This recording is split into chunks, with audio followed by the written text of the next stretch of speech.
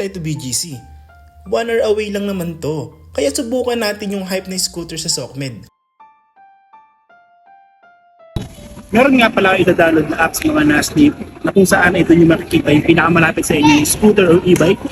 Doon nyo rin makikita kung lobat na ba or 60% o gano'n para mapili nyo ng maayos. Tulad nito sa mga scooter. Yan. Sa kasamaang palad mga Nasnip, yung nakita natin kaya ng scooter na available is lobat pala. So finding Nemo na naman tayo na itong mga Nasnip. Bandang doon daw sa may 7th Avenue.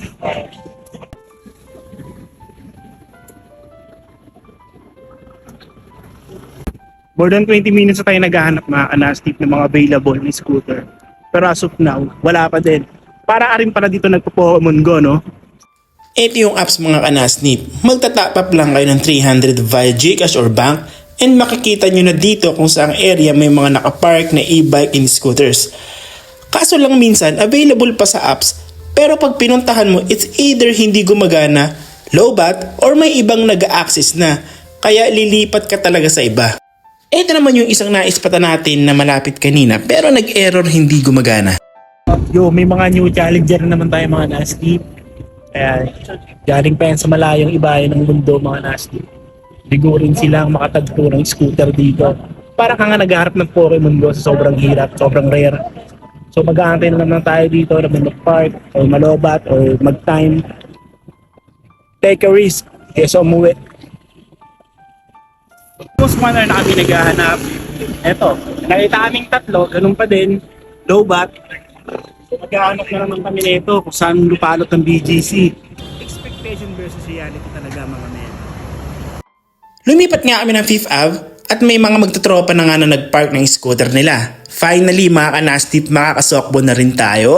Madali lang siyang gamitin mga nasnip, basta marunong ka mag-balance, goods ka na. Yung mga Nasnip, dalayan ng sobrang daming pasensya. Dahil siguro na nasa 2 hours kami nag-antay para lang makakuha ng ganito. Tagal. Yung iba, parang ayaw na magpasakay. Extend. Well, ganun talaga kasi sobrang hype nyo sa, sa SOCMED. So, kala natin, maraming available. Yung pala, konting lang. Limited lang yung scope nila dito. Talaga mag-aantay ka. Ano? Ay, isa na.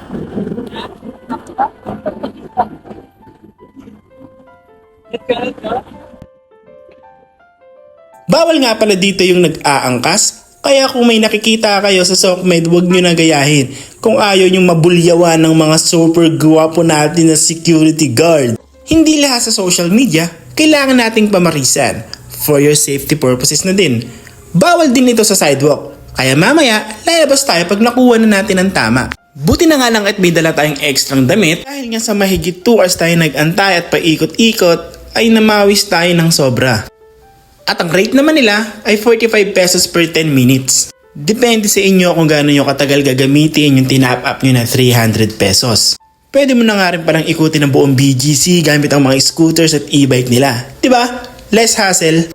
At kung magtutropa naman kayo na nagbabalak mag-stroll pero yung isa nyong kasama lang motor, pwede kayo dito pumunta para lahat kayo makapag-stroll lang sabay-sabay, sama-sama, buong pamilya. Yeah.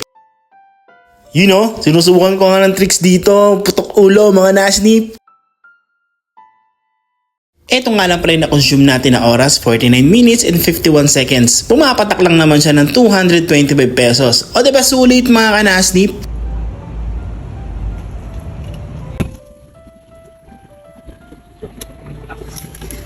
Nasubukan ko na. Kaya subukan nyo na rin. O paano, yun lang mga Nasnip.